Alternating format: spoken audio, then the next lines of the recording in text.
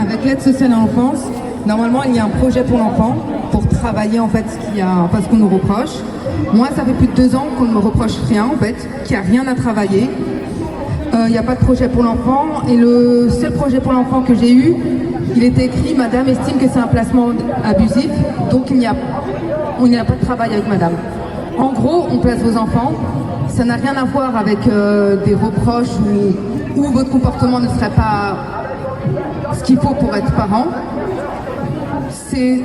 En fait, ils vont les garder et ils vont se donner l'occasion de pouvoir vous les rendre quand ils veulent. Quand vous êtes un problème, quand vos enfants sont détruits, quand ils sont majeurs, mais en fait, ça n'a aucun sens.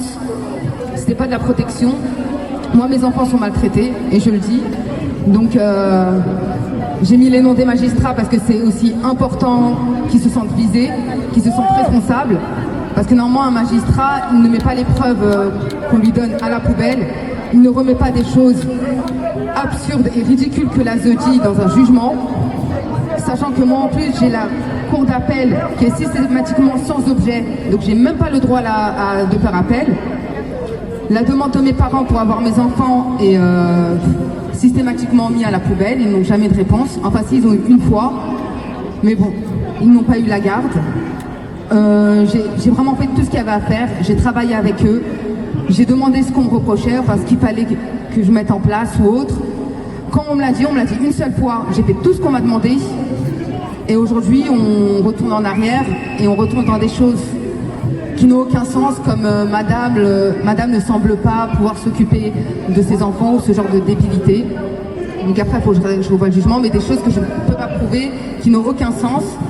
Et de toute manière, ma référente, je ne l'ai jamais vue en fait. Enfin, si je l'ai vue à l'audience.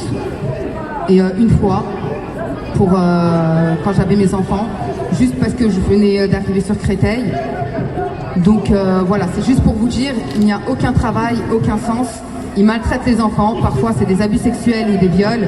Quand c'est le cas, les parents n'ont plus le droit de voir leurs enfants. Je pense à Sylvie Finger par exemple, son fils a été placé sur Bordeaux, 2 filles et un fils sur Créteil. Il y a eu des viols, il y a eu des choses vraiment abominables. Et tout a été caché et ils se sont vengés sur elle parce qu'elle a voulu le dénoncer. Moi c'est pareil, enfin, ils essayent un petit peu de se venger sur moi, même si c'est pas aussi grave. Et c'est le cas de beaucoup de parents, Nadine Plestan, Karine Trapp aussi. Donc voilà, je voulais aussi les citer parce que eux aussi sont dans cette situation. Merci. Merci.